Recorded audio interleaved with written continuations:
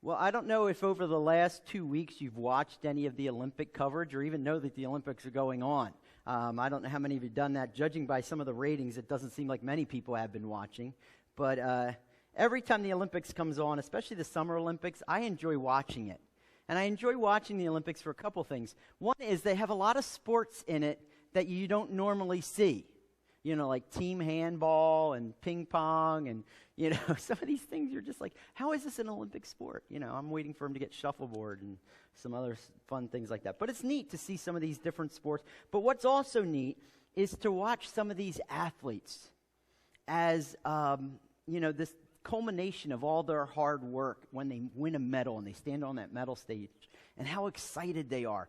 And, you know, some of these athletes, they work and they train their entire lives just to get this honor of winning an Olympic medal. In fact, some of them, they looked at letters they wrote as kids saying, this is what my goal is in life, is to win this medal so everybody could watch me, you know? And while many of the athletes at the Olympics are about that, or about winning and about receiving honor, you know, and it's the pinnacle of their lives, there are other athletes, though, that take this idea of honor a step further. And I want to tell you about one this morning. She's a U.S. track star. She's actually from New Jersey. Her name is Sydney McLaughlin. Maybe you've heard of her. She won the gold medal in the 400-meter hurdles and set a world record in doing it. It's the second time she's raced and set a world record in the last couple months. And she won just yesterday. She won the 400-meter relay. And she won gold in that as well. So pretty amazing. But, and while these honors are great, you know, there's a lot more to this young girl. She's only 22 years old. In fact, here's what she had to say when she was interviewed after her 400-meter hurdle race. And she actually posted this on Instagram. And she said this, "Let me start off by saying what an honor it is to be able to represent not only my country, but also the kingdom of God. What I have in Christ is far greater than what I have or don't have in life. I pray my journey may be a clear depiction of submission and obedience to God, even when it doesn't make sense, even when it doesn't seem possible. He will make a way out of no way, not for my own gratification, but for His glory. I've never seen God fail in my life, and anyone's life for that matter. Just because I may not win every race or receive every one of my heart's desire does not mean God has failed. His will is perfect. And He has prepared me for a moment such as this, that I may use my gifts He has given to point all the attention back to Him." Wow. I know I wasn't like that when I was 22 years old, man. And you hear that and you're like, wow. You know, and she touches upon something really that should be true for us today as followers of Jesus, as members of Joy Community Fellowship. And that's that life really isn't about receiving honor and how we're honored, but rather how and where we give honor. You know, for us, this giving of honor means not only honoring God, but also how and where and who we honor when we honor each other. And this is something that Paul touches on this morning as we return to 1 Timothy. We're in 1 Timothy chapter 5, just starting chapter 5. So if you have your Bibles, you can turn to 1 Timothy chapter 5 as we continue our series called We the Church. And through this letter, Paul charges his protege, Timothy, his young protege, Timothy, to go as a pastor or a leader to help refocus the struggling church in the city of Ephesus. And they'd once been thriving, and now they're struggling. And so in this letter, he's to address a lot of specific issues that are going on in this church. But in addressing these things, Paul also paints a picture of what a healthy church should look like, or what a healthy church should be. Not only in that time period or in that part of the world, but what a healthy church should be even today. So we've been looking at 1 Timothy through this lens and saying, well, who are we supposed to be as the church, as Joy Community Fellowship? What are we supposed to be valuing, and what should we be doing? So, in our passage today, Paul shares for us some important guidelines about how a healthy church is to treat one another. And here's the clue. It's all about honor. So we're going to pick up in verse 1, and we're going to read quite a bit this morning, and then talk about what Paul's saying and seeing some of these guidelines and how they apply to our lives today. So verse 1, he starts, and he's writing to Timothy again. Do not rebuke an older man, but encourage him as you would a father. Treat younger men like brothers, older women like mothers, younger women like sisters in all purity. Honor widows who are truly widows. But if a widow has children or grandchildren, let them first learn to show godliness to their own household, and to make some return to their parents, for this is pleasing in the sight of God. She who is truly a widow, left all alone, has set her hope on God and continues in supplication and prayers night and day. But she who is self-indulgent is dead, even while she lives. Command these things as well, so that they may be without reproach. But if anyone does not provide for his relatives, and especially for members of his own household, he has denied the faith and is worse than an unbeliever. Let a widow be enrolled if she is not less than 60 years old, having been the wife of one husband, having a reputation of good works, if she has brought up children, has shown hospitality, has washed the feet of the saints, has cared for the afflicted, and has devoted herself to every good work. But refuse to enroll younger widows. For when their passions draw them away from Christ, they desire to marry, and so incur condemnation for having abandoned their former faith. Besides that, they learn to be idlers, going from house to house. And not only idlers, but also gossips and busybodies, saying what they should not. So, I would have younger widows marry, bear children, manage their households, and give the adversary no occasion for slander. For some have already strayed after Satan. If any believing woman has relatives who are widows, let her care for them. Let the church not be burdened, so that it may care for those who are really widows. And we're going to stop right there. Because Paul says a lot here, doesn't he? And there's some things in here, and you're like, what is he talking about here? This seems kind of harsh, or this seems kind of specific. So what is he really talking about, and how do we learn what we're supposed to be as Joy Community Fellowship through what he has to say? Well, before we look at that teaching, and what he's really trying to tell us today in God's Word, we need to unpack kind of what Paul's saying. So we're going to take a few minutes and get a little bit more specific about what he's saying so we can understand that, so then we can look at what he's saying in light of our lives today and our church today, okay? So he begins, the first two verses are kind of general instructions for Timothy in how to treat other people, especially those in the church. So he starts out telling Timothy how he's supposed to treat the older men in the church. Now remember, in the beginning of this letter to 1 Timothy, that was one of the big issues happening in the church. They had these older men that were coming in, and they were false teachers. So they're teaching falsehood, leading the people in the church astray, and nobody was standing up to them. And Paul tells Timothy, I want you to go, and I want you to confront them with the truth.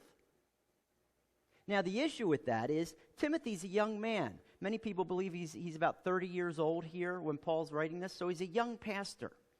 And this gets a little complicated because in that culture, those who were elders or older men, they were to be revered in society. Everybody was supposed to say, hey, let's listen to what they have to say, because what they have to say has more value for our lives than anyone else. But in this case, they were teaching false teaching. So Timothy needs to confront them. And look how he tells Timothy to confront them. First of all, he tells them, don't rebuke them. Well, I'm sorry, if I understand the word of rebuke right, that means to correct somebody or to present truth of where you need correcting or where you've gone astray. And as a pastor, that's one of our main jobs as a pastor, is to bring people in line with the truth of the Bible. So what is Paul saying here? Well, this word rebuke, and the word rebuke is many times used in the Bible, but it's a different word here that Paul uses that's translated rebuke. In fact, it's the only place it's used in all of the New Testament. And this word rebuke, it doesn't carry the idea of go and correct them. Rather, rebuke kind of carries the idea, don't strike at someone. Now, to strike at, it kind of means that you're going against somebody to make them look bad or to disrespect them. So what Paul's telling Timothy is, no, you're still to correct them. You're still to approach them and correct them in the truth, but you're to do it in a way that is respectful. Not putting them down, not undressing them, not making them look bad in front of other people. Rather, approach them as you would your father, when you encourage your father and say, all right, you can do this. So that's what he's kind of saying. And then he goes on, and he says, and then younger men who you come in contact with, Timothy, people your own age, I want you to treat as brothers, as peers, as co-workers in the gospel, as equals. And so when you approach them, you know, it's a different kind of relationship. But these older women who you're all supposed to respect, I want you to look at them as mothers. And younger women, people that are your own age that are women, Timothy, I want you to look at them as your sister in all purity. Now, this is awesome where he's talking about this, because sometimes young women and sometimes young men in the church, they come to find a young woman in the church, right? And sometimes women, and we saw it here earlier on in 1 Timothy, that some of the women were coming to church to get noticed by the way they dress, to get attention. Well, here Paul's saying, you know, these younger women, I don't want you to look at them as objects of desire, but rather, look at them as your sister. Would you want your sister to be like that? Would you want to look at your sister like that? No. If it's your sister, what do you want to do? You want to protect her. You want to make sure she knows her value and that she's doing well. So he's saying even this, where some of these young women coming into the church that are very worldly, rather than getting sucked into that, help them and take them under your wing as a brother would his sister. So it's kind of interesting the terms that are used here in generally treating each other. And then Paul kind of turns it and gets a lot more specific, doesn't he? And he spends the rest of this passage talking about widows. And more specifically, the treatment of widows, especially within the church.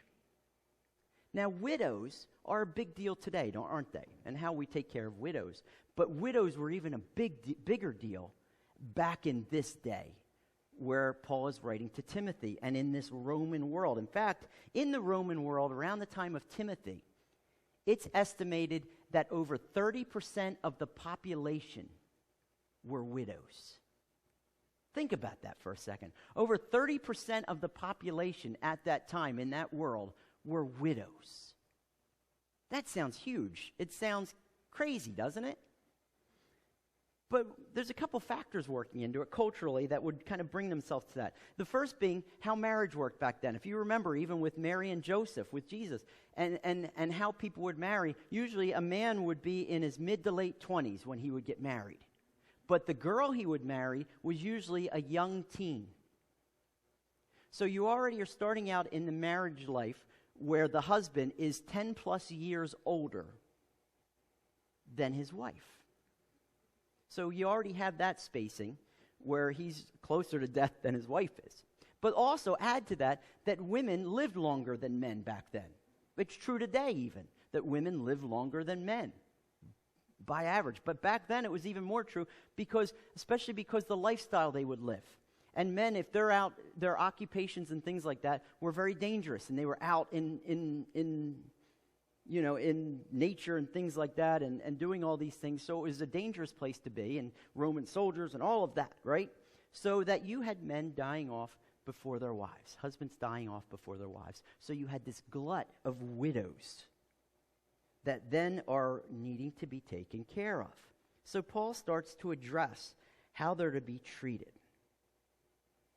And this issue of many widows, it's reflected in the church. And needing to take care of widows wasn't just a society issue, it was in the church. In fact, we see that in the beginnings of the church, right? In Acts chapter 6, we already looked at this passage in Acts chapter 6. But as the church is beginning to grow and explode in Jerusalem, some people come to the elders of the church and they say, we have a problem. You know, some of the widows aren't being taken care of in the daily provision. They're being forgotten. And that's when they prayed and they said, well, we need to raise up deacons or servants to help take care of these widows. So we see that, the church has a history of taking care of and honoring widows. However, Paul, in talking about widows, explains something very important. All widows are not the same, right? In fact, what Paul lays out is three main types or three main groups of widows so that we understand what he's talking about with widows and how we honor widows. And he says, you honor widows differently depending on who the widow is. So he lays out and how each group should be treated, because all aren't treated the same, especially in being cared for and provided for in the church. And this is important because with that many widows in the church, it can very easily put a strain on the resources of a church if a church is taking care of all of the widows and providing for all of the widows. It could be a huge strain on a church. And that's why Paul is addressing widows specifically, but there's a larger issue at play here, but he's addressing this idea of widows first and foremost. So the first type of widow, he explains, are these widows that have either kids or grandkids. And he says, in verse 3 and 4, he talks about that. So if you're a widow and you have kids or grandkids, then it's the responsibility of your kids and your grandkids to take care of the widow. It's not the church's responsibility to provide for that widow. Rather, it's the family's responsibility to take care of that widow. So these women, they're not what Paul calls true widows in the sense of needing care for the church or needing provision. Okay? And this idea of caring for your parents, it really is rooted all the way back in the Ten Commandments. If we go back to the Ten Commandments, the fifth commandment, which is the first commandment dealing with our relationship with people. The first four are about our relationship with God, and this one's about our relationship with people. And Exodus chapter 20 says this. It says, honor your father and mother, that your days may be long in the land that your God is giving you. And here's what he's basically saying. And this commandment's interesting because it's unique in that it contains not only a commandment, but a promise to that commandment if you do that. And Paul kind of touches on that here. So he's saying honor, that word honor, right? Honor your father and your mother. One way we honor is we help take care of them, right? And if we do that, then our days will be long or we'll be blessed.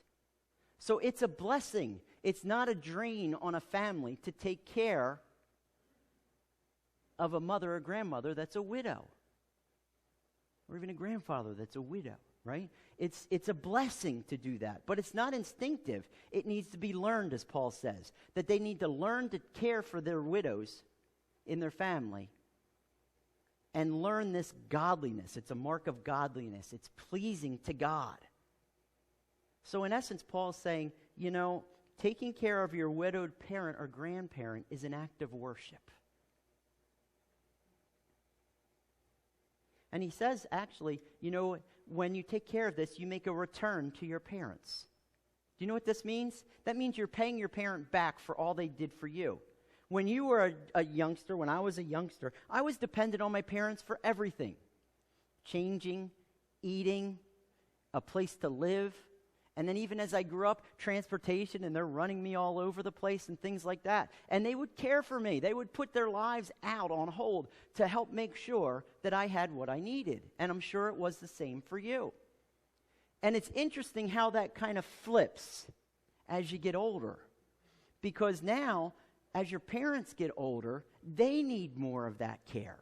So we get to return that care to them. We're finding that out today. Even today in my family with my dad as he starts to get older, and he's a widow now. And I find myself, and it's interesting, driving him around places because he can't drive for himself. Or we go over and we help clean or help prepare his food for him and things like that. And it's interesting how it just turns, doesn't it? And that's what Paul's saying, so that we get to return or we get to pay them back for all that we did. And he says this. Not caring for a parent in this way, it's hypocritical to what we profess as a believer. Actually, in verse 8, he says, if a family member fails to do this, they're worse than an unbeliever. That's pretty strong language, isn't it? Basically, it's the least we can do. You know, James says this, religion, or our faith that is pure and undefiled by God, before God the Father, is this, to visit orphans and widows in their affliction, and to keep oneself abstained from the world. Isn't that interesting that he puts that as one of the marks of following Jesus, is taking care of the widows? Why is that? Because that care is then reflected, and it points to Jesus. So if we fail to do that, we're not pointing to Jesus, we're pointing to our own lives, and we're saying, my life is more important. And basically, we're saying the opposite of what we profess with believing in Jesus and following Jesus. So Paul's pretty strong in this, right? So that's the first type of widow. The second type of widow, he explains, is what he calls the true widow. He says, now these are the widows that we should be taking care of. In fact, he uses the word that we should be enrolling or putting on these rolls for daily disbursement or taking care of. And then he shares several characteristics of what this widow is about, or who this widow is. And first he notes that they don't have anybody else to care for them. They don't have family to help care for them. And he says, and they're also faithful in serving God. Again, if we're not faithful in serving God, that's a different story. But they're faithful in serving God, and they want to serve God. It's just they have nobody to take care of them. And he also notes some really specific things. They must be 60 years of age or older. Now, today we say, maybe that's not that old. As I get closer to 60, I say that's not old at all. But back then, the life expectancy was much shorter, so this is pretty old. So he says they need to be at least 60 years old, and they need to be faithful in marriage. Do you know what that means? They're not somebody that's out sleeping around their whole life or going from husband to husband to husband, but they've been faithful. They showed faithfulness also in marriage and also in their service in the church. He says that they showed hospitality, they pray for others, and they wash each other, they wash people's feet or they serve them. He says these widows need to be added to the rolls. These are true widows. And these are the ones we should be taking care of. Now, these older widows, these true widows, are pretty different from this third type of widow that then he addresses, and that's younger widows. People that don't fit this bill, and they're younger. And he's pretty specific about them, too. He says they should be excluded from that. He said, don't enroll them in this kind of service because they're younger, and he uses the word that they can be self-indulgent, or see, they're younger and they're out for themselves. They still have all of life ahead of them, and they want to get married, they want to get remarried, they want to live their life and still build their life and things like that. So they're not kind of looking back on a life of well-served, they're looking forward to it. And he says, so they don't need to be added to the rolls. Now, this idea of marriage, and he says, I'd rather they, he's pretty down on them getting married, but then later on he says they should marry. What does he mean by that? Well, what was happening here, in their desire to get married again, and they're lonely, and they want to start a family and things, they don't have kids, obviously, or they would be getting taken care of by their kids. So they don't have all of that. So they want to have kids, they want to have a home, they want to do these things, so they marry the first guy they see. And what was happening in Ephesus is some of these widows then were marrying men who weren't followers of Jesus. And in that culture, when you married somebody, you took on the religion of your husband. So if he's not following Jesus, but he's following all these Roman gods and everything, then they're being led away from the faith and led away from the church. And he says, that's a problem. So he says, you know what, watch these women, because it's not good how they're being led away. And on top of this danger, it's also dangerous to provide for them, because in providing for them, when they can still provide for themselves, they'll grow lazy. Right? Basically, they won't need to work to take care of themselves. And in this, Paul says in verse 13, they grow accustomed to being idle. They sit back and they receive. Sometimes we can look at this in our own society when some people just receive welfare and things like that don't really need it, or they could go out and work and they just receive. There's some people that really need that, but there's some people that don't, and then they don't work and they just live for themselves. And he's saying, so some of these young widows, this is what they're doing. And they've grown accustomed to being idle, so they just spend their day hanging out with people. And not only that, but they also become gossips and busybodies. So since they don't have time where they're building their life and building a family and things like that, they're in everybody else's business. And that's not good, again, because they're becoming a drain on the church. So instead of being a blessing, they're becoming a drain. And instead of being care for the church, then, Paul says these younger women, here's what they need to do. They need to go out there and lead a productive life. And some people may read what Paul has to say and say, that's pretty sexist of Paul, that they just need to get married and have kids and manage their household. Women are so much more. Yes, they are. Here, Paul is talking within his culture. And within his culture, this is how a woman lived a productive life. And it wasn't that she's stuck in home like it's prison. He says, no, they get to carry on their faith. They get to remarry and continue on in their life. They get to have kids, which means they invest in their kids and raising them up to know Jesus. And that's a beautiful thing. And that's how they can live a life of witness and influence. And they can manage their own household well, which is no small task. He says, that's what they should be doing. And they should see that as a ministry. And when they can do that, then that frees the church to then take care of those who really need that kind of help, rather than getting stretched thin in their resources. So this is what Paul's saying in this passage, and he's giving some of these specific instructions. But yet through all of this, at the heart of all of these instructions that he's giving is the idea of honoring each other, or demonstrating honor. Not only giving people honor, but living honorably. And he's saying, so how do we honor others? Or act with honor yourself? How do we honor those who are in need, or those who deserve our honor according to God? And he says, so when we can do this, it's an amazing thing, because when our lives are marked by this kind of honor, it also then will mark the church. You see, as followers of Jesus and as a church, this is what we should be. A healthy church, Paul's saying this morning, a healthy church demonstrates honor. A healthy church should be a place where honor just kind of oozes out, and honoring each other, because it's all about grace and it's all about mercy of Jesus Christ. And you know what? That's going to stand out in our world. Why? Because the world around us is all like, no, I want to have honor for myself, right? I want to be honored. What about me? When do I get noticed? When do I get my share? You go on Instagram or YouTube or TikTok. What is it? It's a bunch of people wanting to be famous, wanting to be known. How many likes did I get? How many followers do I have? How can I be honored? That stands out in the world then when we're saying, it's not about me, it's about Jesus. Or Sidney McLaughlin saying, it's not, all this was done just so that I can point to Jesus in my life and point others to him, because it's about honoring him. So how do we do this? What does this honor look like for us today in our world as a church? What does this honor look like? Does this honor have to do just with honoring widows? And this is when we kind of take a step back from this passage, look at it a little broader.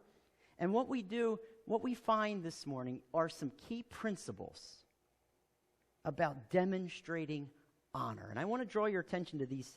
There are three key principles about honor and what we can be doing to become a church that demonstrates honor and people that demonstrate honor, so that we point to Jesus in all that we do.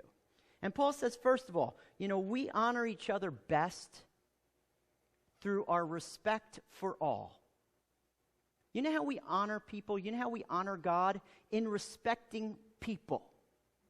This is a huge issue. When I used to ride with the police in Arizona as a police chaplain, I couldn't believe what disrespect people would have. And I used to talk to the police officers. I said, how does it feel that you go through all this training and you have this authority, and the first thing people do to you every single time is lie to you?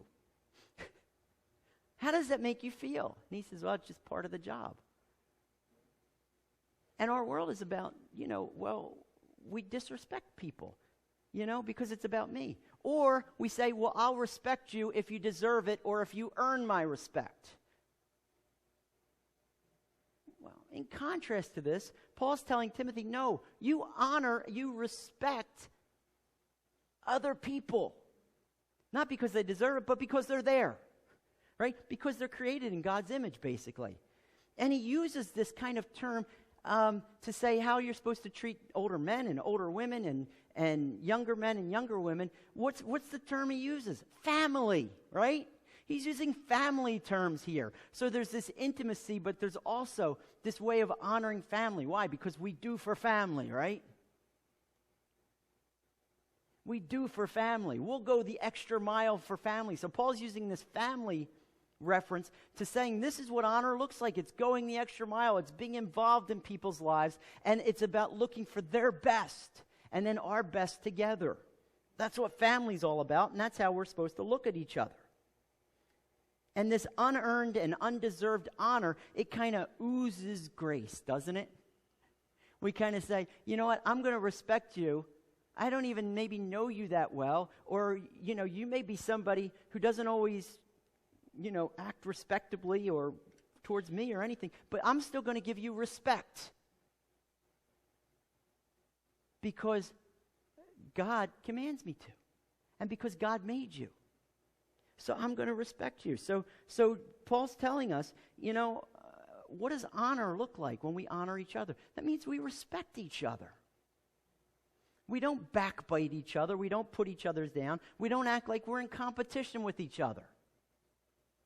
Again, this was happening in the church Timothy was sent to, right? That people were trying to get attention, or they were trying to get noticed, and they were trying to get heard over other people. He says, no, you're supposed to be a family. And you know what? That's the way you honor each other, is you honor each other as family, so that you respect people. You see older men as fathers, older women as your mother. Would you speak to your mother like that? That's sometimes what we tell people, right? Would you do that? No. So it's this family dynamic as a way we honor. Now, in addition to this respect for all, Paul says we're to help care for widows. Now, this means so much more when we look at the principle behind it than just caring for widows. In fact, we can kind of interchange the word widow with the word needy. Somebody that can't care for themselves, somebody that can't provide for themselves, somebody who has a need come up that they can't meet through no fault of their own, and they have a need. Well, that just expands it, doesn't it? We have many that are needy around us, right? Or those in need. In fact, those that are truly in this situation of need, we demonstrate honor best through our compassion for the needy. So we demonstrate honor through our compassion, not only through our respect, but through our compassion then for those that need something that they can't provide on themselves. So this can mean those in our community that have needs that they can't meet, where they're suffering through no fault of their own, or it can mean those within the church that have needs, right? And there are many ways that people can have needs. Now, it's important, though, and Paul says we need to use wisdom with this, because we need to really diagnose if somebody is truly needy or that they can provide for themselves. So who's truly needy and who's not? And that's why Paul gives this description of widows, but it comes in handy for our lives to also see who might be truly needy. So we can understand somebody that's truly needy has nobody else that can help them. Right? They have nobody else that can help them, but they really want help. And they're really trying to help, to get these things. For these people, we have compassion. We seek to help provide for them. In fact, the writer of Proverbs said this: don't withhold good from those to whom it is due, when it is in your power to do it. So he says, if we can help, we should help. If we come across somebody that's truly needy, we should help. We should, as faithful followers of Jesus and as a healthy church, be quick to provide for those we need. Now, we do this as Joy Community Fellowship, don't we? We go into the inner city in Camden with Seeds of Hope. We just talked about that, and we help with that with people that really they can't. They're stuck. And we want to help provide for them and help make sure they have what they need so that they can hear about Jesus. But we also provide for those that have needs here in our church. We have a food ministry, that helps people with meals. When they're down and they can't provide meals for themselves, we want to help provide for those or have compassion. And we do it other ways, when we have ministries that cost something, like our men's and women's retreat, we always have in there. Scholarships are available. Why do we do that as a church? That can cost a lot of money sometimes. But here's the thing. As a church that wants to honor each other and demonstrate honor, we don't want money to come in the way of somebody experiencing Jesus. So we don't want somebody to say, man, I would love to do this, but I don't have the money to be able to go on the women's retreat or the men's retreat. And we say, we don't want that to be the determining factor then. So we want to help you. We also do this through our benevolence as a church. We have a benevolence fund, and people can come and talk to the elders about that when they experience an emergency in life or something that arises that they are just overwhelmed and can't meet. And we, as a church, can see how we can help with that and help meet that need of somebody that's truly needy. Now, as you can imagine, we only want to help those that are truly needy because if everybody came, that all that would be depleted pretty quickly, wouldn't it? And it would become a strain on the church. So Paul gives this kind of idea of saying, we'll know who's truly needy. So he says, if your resources are limited, which, we're not limitless, then they would deplete. This is why our next demonstration of honor, what Paul gives us in our next principle, is so important. Because not only do we demonstrate honor and respect for all and our compassion for the needy, but we demonstrate honor as individuals and as a church family through our faithfulness in our own responsibilities or with our own responsibilities. You see, again, if we're being faithful with what God's placed before us, taking care of those things we're responsible to do, then we show honor, not only to God, but to each other. Because then we're not a strain, and we're not a drain on things, and we're being responsible. It's kind of the same way that if you have a job, one way you honor your workplace, you honor your fellow employees, you honor your boss and your position, is you show up on time, you do what's asked of you, and you follow through in your work, right? That's a way that we show honor to our workplace. Showing honor means I'm not late all the time to work. Well, guess what? Showing honor in the church and with the things God places before us is also being responsible. Being responsible for what God places before us. So in church, maybe God's given you a heart to do something, to pray for others. That means you actually do pray for others. Or you follow up with people and you call people that you don't see and you check in on people and things like that. And it means you're responsible to do that and then pass that on so that we can know as a larger body how that works. Or being responsible, if you're serving somewhere in church, like in Sunday school and you arrive on time and you arrive prepared, what you're doing is you are showing faithfulness in your responsibilities and you're honoring each other and honoring God. Or maybe it's just showing up at your small group or participating in worship or through your giving, and you're faithful in those things. It's a way that we show honor not only to God, but each other here at the church. So again, we're following through in our spiritual responsibilities.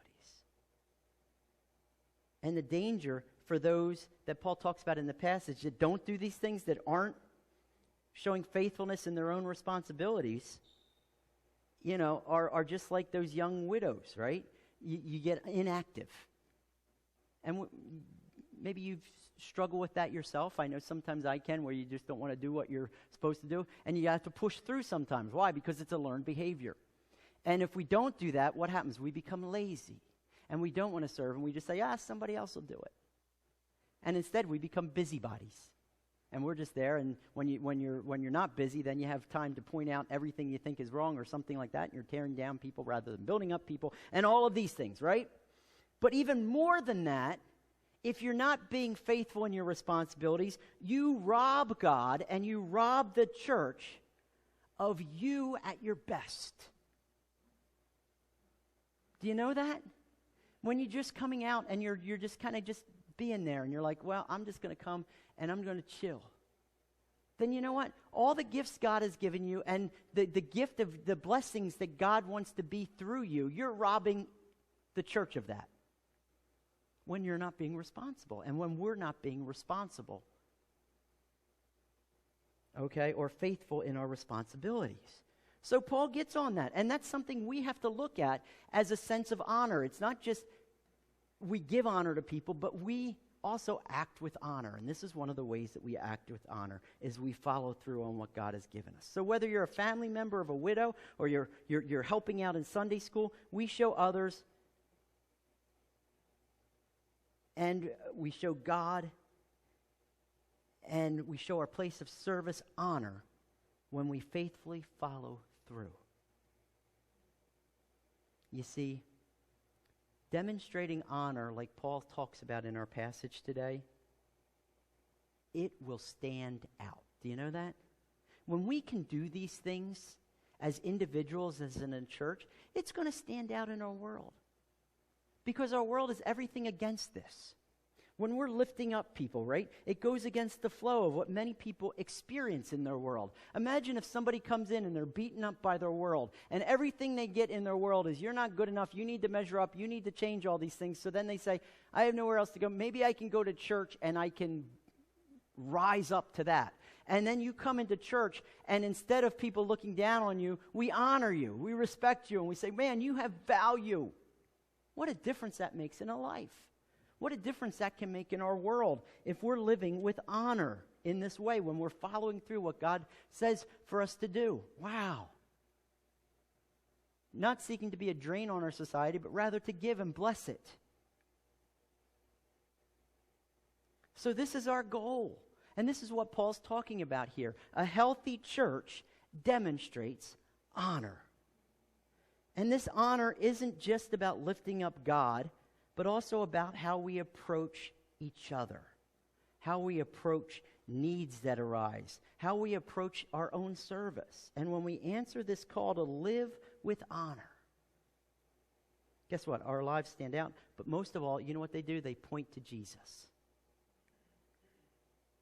and the joy of the life that he brings us. We can be just like Sidney McLaughlin, as we just started this morning, and saying, you know what, this medal's great and all, and it's cool, but most of all, I am so thankful that I get to tell people about Jesus. Because it's not about me, it's about him. And we get to do that in our own lives, right? And it's going to stand out through our respect for all, through this compassion for those who are truly needy, and our faithfulness in our responsibilities. Honor matters in our lives. It matters in the church. So, may we be people, and may we be a church family that demonstrates honor. And that's what Paul talks about this morning. Let's pray.